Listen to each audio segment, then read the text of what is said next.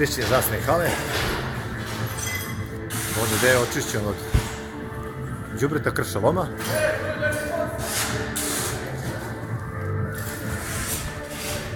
Dok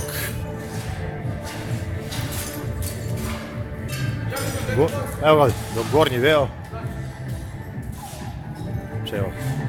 evo, i pored čišćenja ovdje dolaze deca, bacaju sve živo, nema niko gram kulture, a nema niko gram kulture. Jel vidiš? Od špriceva, evo, već da se fiksaju.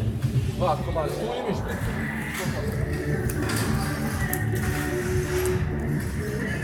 Čiste se gumile ove što su ostale od prošlog puta po ćoškovima.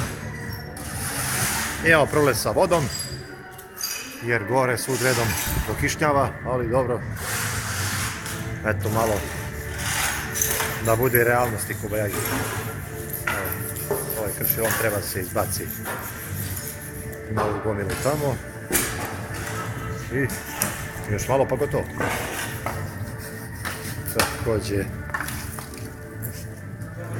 ove pomoćne sobe smo krenuli da čistimo. Evo, taj kršaj loma nađen ovdje, samo ovoj sobi, na primjer. Govori o tome koliko niko ne vodi računa u ovom objektu.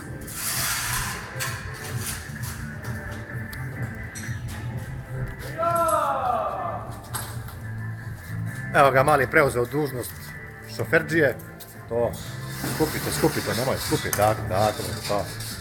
Nemo već to pokušavaju da izađu iz zatvora. Nećete vi još dugo provesti tu.